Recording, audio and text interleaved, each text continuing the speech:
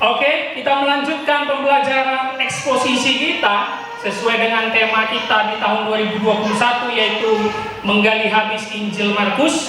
Dan hari ini puji Tuhan kita sudah memasuki Injil Markus pasal yang kedua.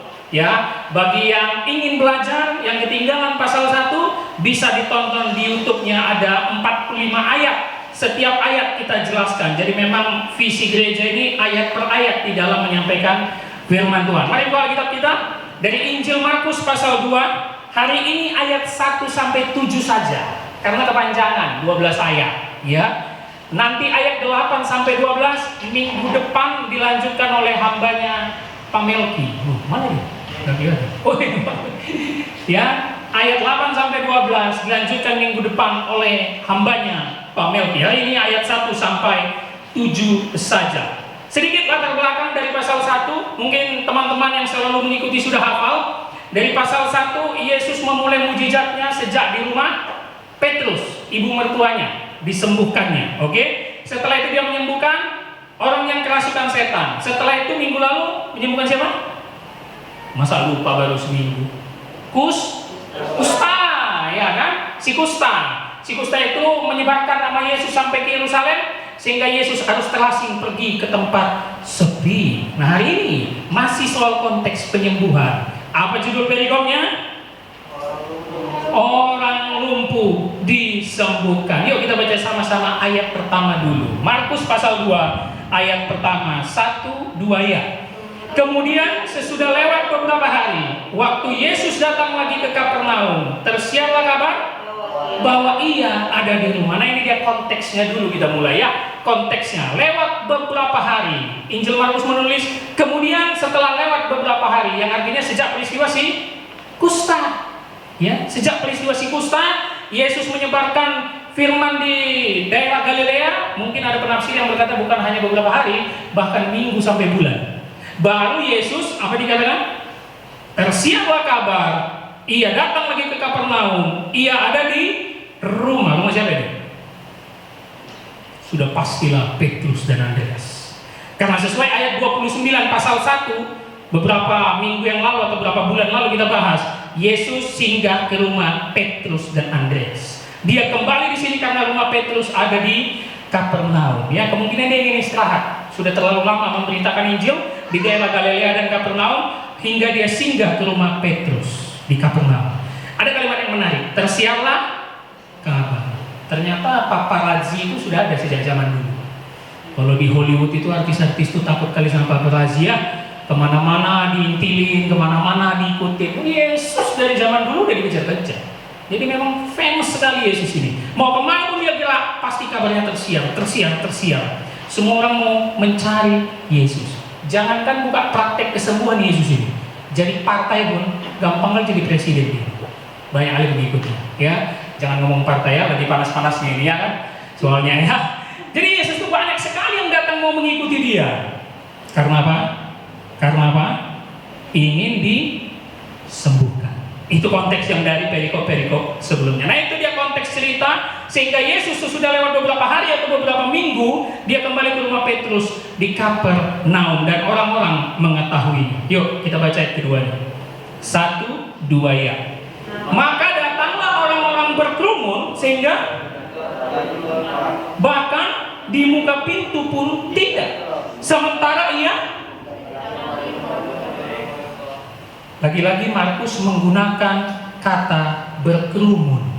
Maka datanglah orang-orang berkerumun sehingga tidak ada lagi tempat, crowd dalam bahasa Inggrisnya, berkerumun. Seluruh penduduk datang lagi ke rumah Petrus. Ini kalau kayak dulu belum corona, ini gereja besar pasti yang dikatakan penuh sesak. Itu sampai jemaat itu duduk di lesehan gitu.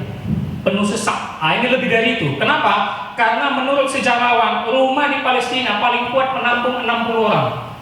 Ini berkerumun.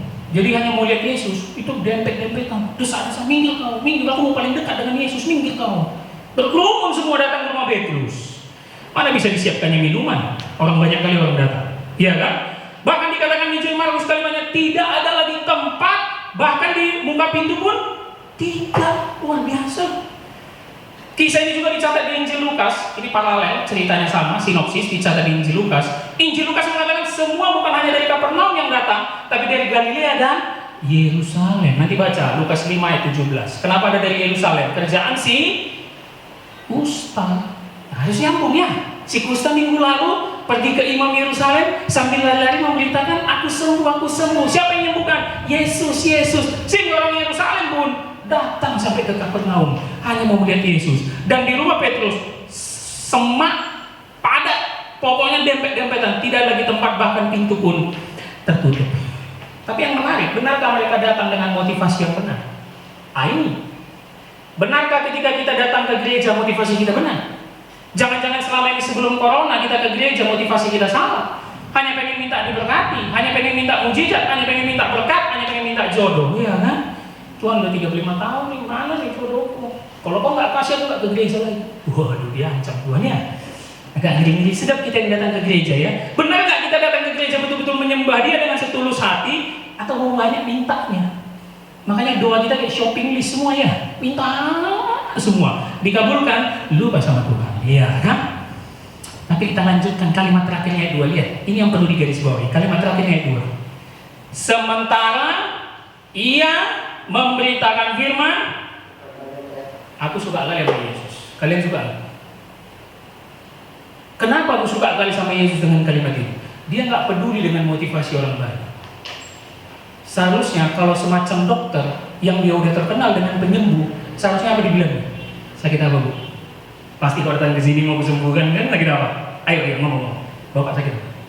Ayo kumpul ya, pakai antrian. Petrus atur lu antrian. Tapi enggak. Dia nggak peduli dengan motivasi orang banyak. Langsung dia mengambil inisiatif memberitakan firman. Inilah yang harus dicontoh setiap hamba Tuhan kalau berdiri di atas mimbar. Jangan kesaksian pribadi, jangan ngomong-ngomong yang aneh-aneh, beritakanlah firman. Semangat reformasi Protestan, Martin Luther itu harus membara dalam hati kita. Sola scriptura, hanya Alkitab. Nah itu dia. Ya. Saya kadang tertawa, sedih, kecewa kalau banyak hamba Tuhan dan jemaatnya pun senang. Kalau hamba Tuhan itu gila-gila ngomong, Tuhan berbicara kepada saya mendapat penglihatan, kemarin saya naik ke surga, besoknya jalan ke neraka. Itu ngeri sekali tuh. Itu udah ngeri itu. Jadi kita harus cerdas sebagai jemaat ya. Ini benar nggak ini katakan pendeta? Benar nggak pendeta itu mau mencontoh apa yang dilakukan Yesus? Mau banyak pun orang duduk di situ, motivasinya mungkin salah, tapi dia nggak peduli, beritakan firman. Tapi di sini konteksnya bukan Yesus berdiri khotbah gini. Konteksnya ngobrol seperti PA. Nah ini firmannya, beritakan Injil itu apa supaya kalian tahu, supaya otak kalian itu jangan mujizat terus, akhir-akhirnya gitu lah. Beritakan firman. Aku Natal sekitar tahun lalu atau 2 tahun lalu ke Pontianak, pedalaman Pontianak. Itu Natal perusahaan. Mereka nitip sama Pak Pendeta, kalau bisa khotbahnya yang kesaksian saja.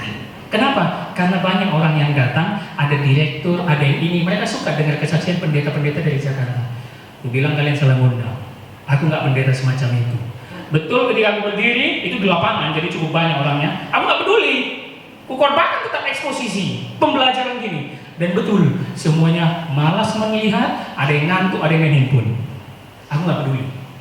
Tapi turun dari mimbar, tetap ada kok 1-2 orang yang manggil. Pak Pendeta makasih ya Bapak, memberkati sekali, boleh minta nggak nomor handphone? Tetap. Jadi jangan kita ikuti maunya pasar, jangan. Yesus nggak pernah mau mengikuti maunya pasar, tapi dia tetap memberitakan firman. Nah itu yang harus kita lakukan. Makanya Kristen harus naik kelas lah. Iya. Minggu lalu ngobrol ya sama Bu Rina ya. Bu Rina bilang kebanyakan minum susu sekarang orang Kristen. Lupa ada makanan keras. Itu istilah Paulus itu. Bahwa Kristen itu sudah makan daging keras sekarang, jangan lagi banyak minum susu. Ya. Kita udah tahu kok Yesus baik, Yesus pemberi berkat, kita udah tahu, udah amin itu untuk itu semua. Sekarang naik kelas untuk melihat Dia sekarang lebih dalam lagi. Dia Allah yang penuh kasih, tapi Dia juga Allah yang penuh keadilan. Dia Allah yang maha baik, hati-hati. Dia juga Allah yang penuh murka. Jangan lupa lo ya. Itu dia, Yesus memberitakan firman. Preach the word of God. Gak peduli dia beritakan firman. Tapi tetap ada masalah. Yuk kita baca ayat 3 yuk. 1, 2 ya.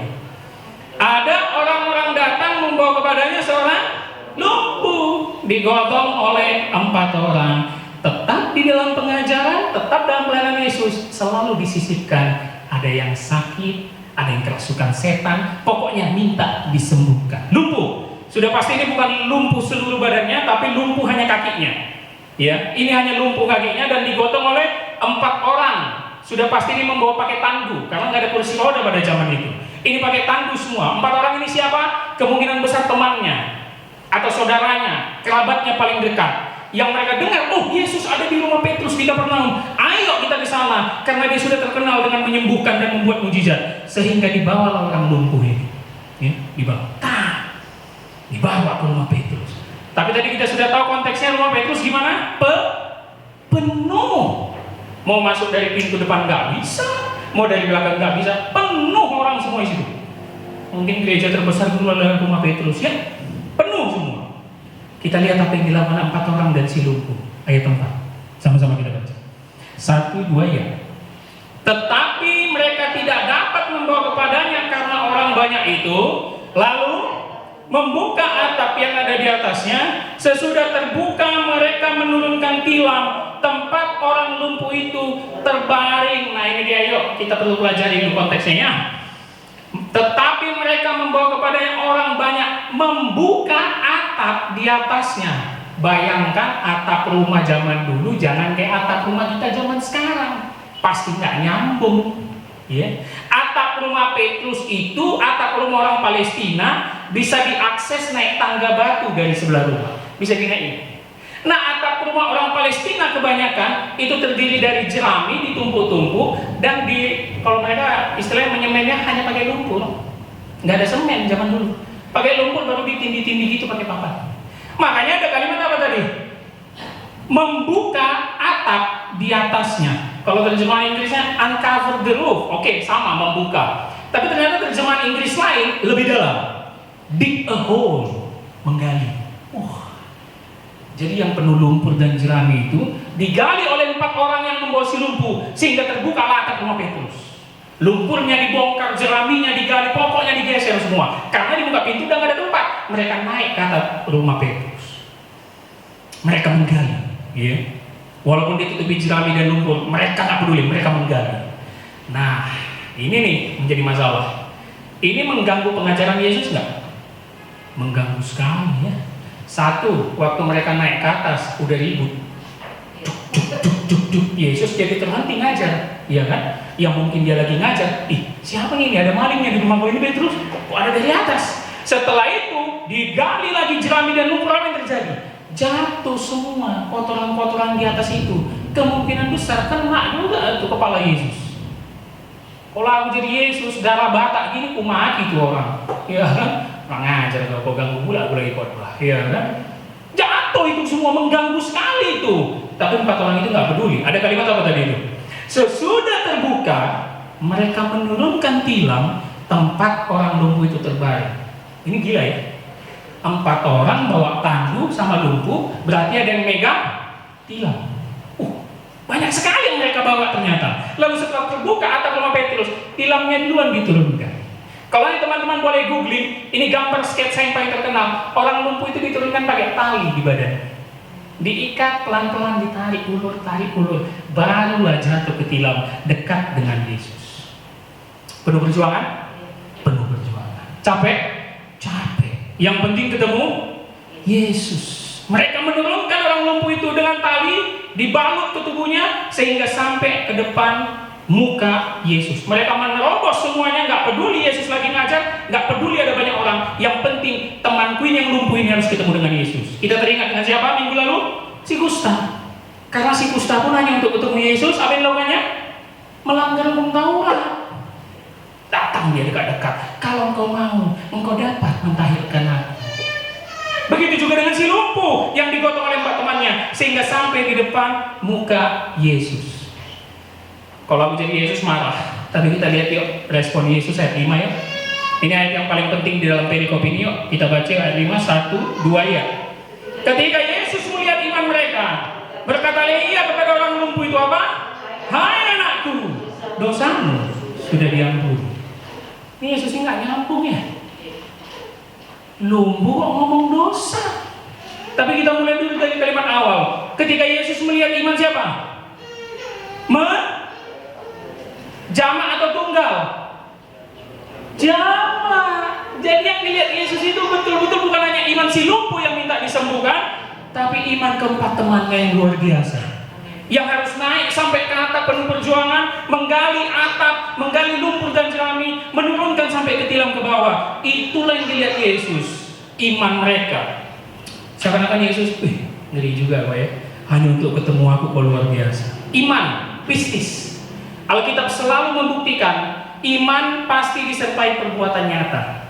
Nah ini penting. Makanya Yakobus ayatnya kalian pasti semua tahu. Iman tanpa perbuatan inailahi. Iya kan? Iman tanpa perbuatan mati. Kalau nggak ada perbuatan, nggak akan tercermin iman kita. Nah yang dipuji Yesus, iman keempat temannya dan si lumpuh. Makanya mereka bukan tunggal, tapi jamak. Tapi sesudah sampai, dilihatnya si lumpuh itu, dan Yesus bilang, hai anakku, dosamu sudah diampuni. Nggak nyambung ya? Mungkin empat temannya bengong. Apa yang maksud kamu ini? Kami datang minta dia disembuhkan.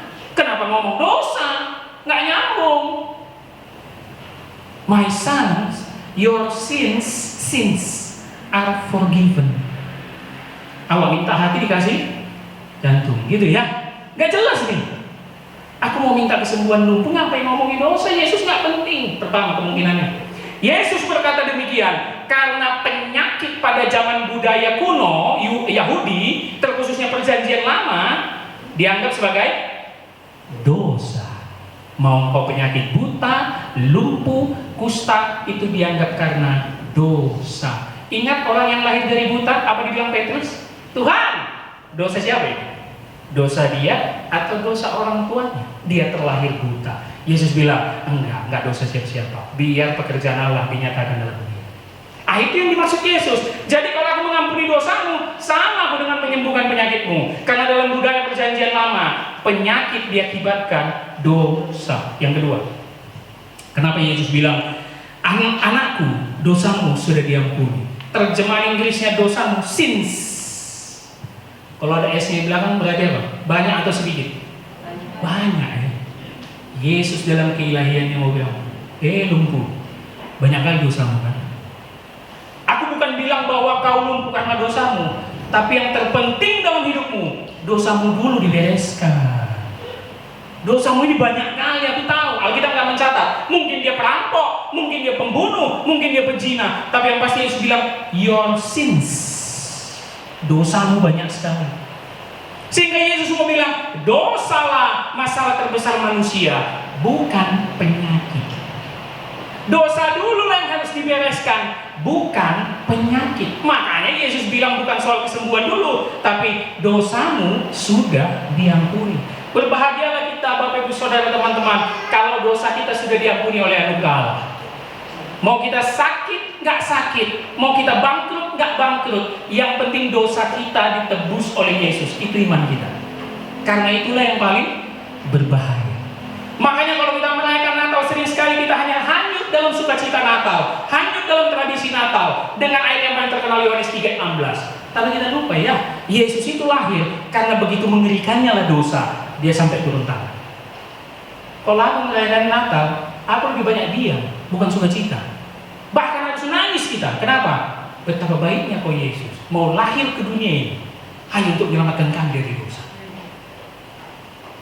Sekali lagi saya ingatkan, sakit jantung itu serius di mata kita. Kena corona itu serius di mata kita. Di mata Tuhan enggak serius. Bagi Tuhan, dia biasalah kau kena corona. Tapi kalau kau buat dosa, itu serius sekali di mata. Karena hanya dosa lah pemisah hubungan aku dengan kau. Bukan corona, bukan jantung atau kanker, hanya corona. Hanya dosa. Anak-anak teologi yang belajar di sini banyak anak teologi. Apa arti dosa? Hamartia. Apa artinya? Nggak lulus klaimnya. Pula aku sama dosen klaim masing-masingnya. Tidak tepat sasaran. Hamartia. Tidak tepat sasaran. Karena kita melawan perintah Tuhan. Dosa asal dari Adam dan Hawa. Makanya Yesus tahu kebutuhan utama si lumpuh adalah diampuni dosanya, bukan soal kesembuhan. Ini yang harus kita camkan, Bapak Ibu Saudara teman-teman sekalian, bahwa dosa itu dibenci Tuhan, sangat dibenci Tuhan. Lebih baik hidup kita bangkrut, suami istri, lebih baik hidup kita susah daripada kita kasar sama pasangan kita. Itu perbandingan Tuhan di situ. Lebih baik hidup suami istri susah, menderita, daripada pisah-pisahan. Jangan, itu dosa. Tapi kalau nggak punya duit, itu masalah sepele sama Tuhan ya. Sama kita itu serius, sama Tuhan itu sepele. Oke, ternyata ada masalah. Ketika Yesus bilang, hei anakku, dosamu sudah diampuni. Ayat 6. Yuk kita lihat ayat 6. 1, 2 ya. Tetapi di situ ada juga duduk beberapa ahli Taurat. Mereka berpikir dalam hatinya, oh ternyata sekarang sudah masuk orang baru, ahli Taurat. Dari pasal 1, ahli Taurat tidak pernah ada, tapi sekarang masuk pasal 2. Kenapa dia sekarang ada?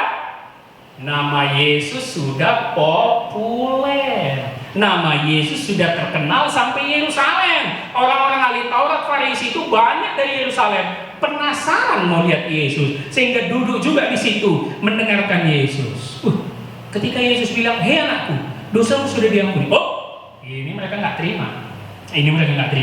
Ahli Taurat ini betul-betul ahli dalam hukum Musa, ya. Tapi ini orang munafik, mengajarkan hukum Musa, tapi nggak pernah melakukannya. Dari 10 perintah Musa, itu mereka tafsirkan menjadi 613 aturan yang harus ditaati oleh orang Israel. Sehingga beban itu sangat banyak di pundak oleh orang Israel. Makanya teman-teman pernah baca ayat, marilah kepadaku yang letih lesu dan berbeban berat. Itu bukan soal masalah hidup kita, konteksnya nggak itu. Konteksnya itu orang Israel, beban 613 aturan ada di pundak mereka nggak bisa lakukan. Tapi Yesus bilang, lewat hukum kasihku marilah, karena kuk yang kupasang enak, nggak seperti pengajar kalian ini, ahli Taurat ini. Itu konteksnya. Sehingga mereka ini menyusahkan orang Israel. Ahli Taurat ini beda dengan Farisi ya. Farisi itu lebih kuat mazhabnya. Mazhab itu apa ya? Aturannya. Farisi itu kalau jalan pasti lihat ke bawah. Kenapa? Nggak mau dia lihat orang berdosa. Mereka menganggap di luar Farisi orang berdosa. Jadi kalau melihat sampingan orang berdosa, aduh udah berdosa. Makanya jalan selalu nunduk ke bawah. Itu orang Farisi. Makanya ahli Farisi terpisah. Mereka nggak akan mau gabung sama orang-orang berdosa. Makanya ini orang sombong semua ini. Makanya ketika Yesus ngomong gitu, wah, coba perhatikan kalimatnya lagi, apa itu? Mereka berpikir dalam aneh. Berpikir itu kan di otak. Oh iya. Mereka berpikir dalam hati. Terjemahannya ngedumel. Kok dia ngomong gitu ya? Apa ini? Nanti kita lihat apa yang ada dalam hati mereka. Tapi disinilah titik pertama kali pertarungan antara Yesus dan ahli Taurat. Di sini mulainya Bapak Ibu Saudara. Sampai nanti mereka ingin membunuh Yesus dan Yesus disalib. Di sini dia mulai ayat 6. Dan kita dengar sekarang apa yang didumelkan mereka, yang mereka pikirkan dalam hatinya. Ayat 7. Yuk kita lihat dumelan ahli Taurat. 1, 2 ya. Mengapa orang ini berkata begitu? Ia menghujat Allah. Siapa yang dapat mengampuni dosa selain daripada? Betul nggak yang dibilang ahli Taurat? Betul atau salah? Betul. Aku suka ahli Taurat. Kenapa? Kritis. Jemaat, pendetanya ngomong apa? Langsung disambar dengan amin. Aku suka kali ahli Taurat. Kritis. Nggak langsung amin dia. Apa yang dibilang Yesus? Jemaat sekarang gampang kali bilang amin ya. Didengarnya, dikritisinya, betul kan? Kalau jemaat di situ pantas nggak kritis, karena otaknya yang mujizat. Tapi ahli Taurat ini orang pintar. Ini salah. Mengapa orang ini berkata begitu? Ia menghujat Allah, betul. Karena dalam tradisi mereka perjanjian lama yang bisa mengampuni dosa hanya Allah Yahweh.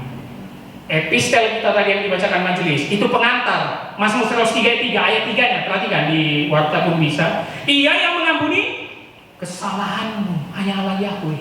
Bahkan Mesias yang dijanjikan dalam perjanjian lama tidak berhak mengampuni dosa. Itu dia. Jadi kritis sekali ahli Taurat ini. Banyak sekali referensinya. Keluaran 34, Mazmur 103, Yesaya 43. Semua perjanjian lama mengatakan yang bisa mengampuni dosa hanya Allah. Sehingga kita kalimatkan apa yang dilakukan Yesus adalah penistaan agama. Kalau di Indonesia udah di penjara Yesus ini, kayak kawan kita yang dulu itu ya, pasti udah di penjara Yesus ini. Tapi disinilah dalam perikop ini kita dapat kesimpulan. Di titik ini Yesus meningkatkan otoritasnya. Pertama mengajar dengan kuasa, mengusir setan, menyembuhkan penyakit. Sekarang mengampuni dosa. Seakan-akan dia mau mengatakan dialah Allah. Orang Kristen dengarkan ini. Aku yakin jemaat di sini udah pintar-pintar.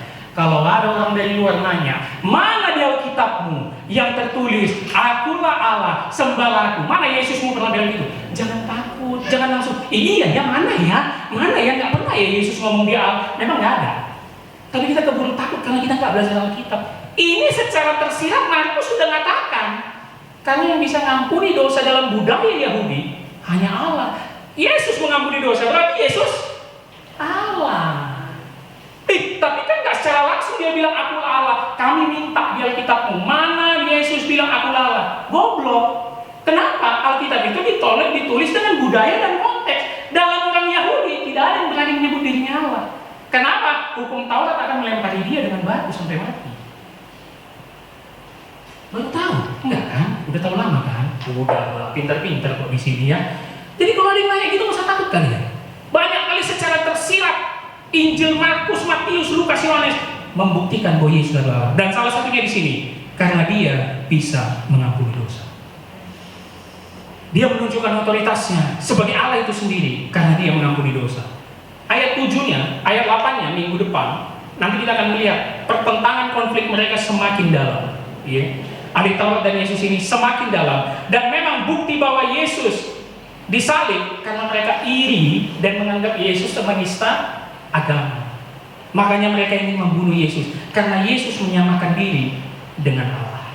Di pasal kedua di pengantarnya teman-teman, pertama kita belajar Yesus menunjukkan otoritas tertingginya mengampuni dosa, bahwa dia adalah Allah. Ya. Sering sekali persamaan lainnya adalah ketika di perjanjian lama Allah memperkenalkan diri dengan Musa apa? Aku adalah Aku. Ya. Yesus juga selalu menggunakan Aku. Ya. Jadi sama itu kalimatnya, sama. Dan di sini Yesus membuktikan dia mengampuni dosa. Yang kedua, lagi-lagi di pasal kedua ini kita diajarkan jangan fokus kepada mujizat. Jangan fokus kepada penyakit. Bagi saudara, pergumulan kita banyak. Mau itu sakit, ekonomi, jodoh, semuanya banyak pergumulan kita. Jangan fokus sama situ. Fokuslah kepada pengajaran firman Tuhan. Yesus tidak pernah suka dengan apa yang di pikiran jemaat. Dia fokus mengajarkan firman, mengajarkan firman, mengajarkan firman. Fokus kepada itu, bukan kesembuhan. Yang ketiga, jangan main-main dengan dosa. Itu dia. Jangan main-main dengan dosa. Saya pernah konseling satu bapak, saya pernah khotbah di satu gereja lain. Oh, kalau bapak suami istri duduk di depan, suaminya kalau nyanyi luar biasa. Haleluya, kibarkanlah panjinya. Oh, aku melihat luar biasa suami istri. Manis sekali. Pas pulang istrinya sih, Pak Pendeta boleh ngobrol? Oh, boleh, Bu. Silakan bilang. Saya mau ngomong apa? Saya melihat suami saya nggak terkejut lagi. Loh, suamimu memuji Tuhan keren sekali yang datang tangan begini. Pak Pendeta kan taunya di gereja doang ya. Kalau di rumah Pak Pendeta, aduh, ditampari aku Pak Pendeta. Oh, Pak, ditampari dia katanya. Langsung dalam pikiranku sambil nampar pun dia, haleluya, kibarkanlah panjinya. Ngeri kali kita. Jadi mau lihat rohani orang, jangan di gereja, jangan. Mau lihat rohani aku, tanya istriku. Bisa aja aku pembohong di sini, tapi tanya istriku kayak mana, ya kan? Itu yang paling penting. Jangan main-main dengan dosa. Yuk, kita bagus pelayanan anak muda, kita bagus khotbah di sini, tapi kita harus hidup kudus. Ya, yang masih pacaran, kuduslah. Ya, yang suami istri, setialah. Karena untuk itulah Yesus datang. Seperti pesannya dari pasal 1 ayat 15 apa? Bertobatlah, percayalah kepada Injil, karena kerajaan Allah sudah dekat. Minggu depan ayat 8 sampai 12 akan dilanjutkan oleh hambanya Pak Melki. Saya harap teman-teman tetap mau belajar dan tetap datang untuk menyaksikan kebenaran firman Tuhan. Amin.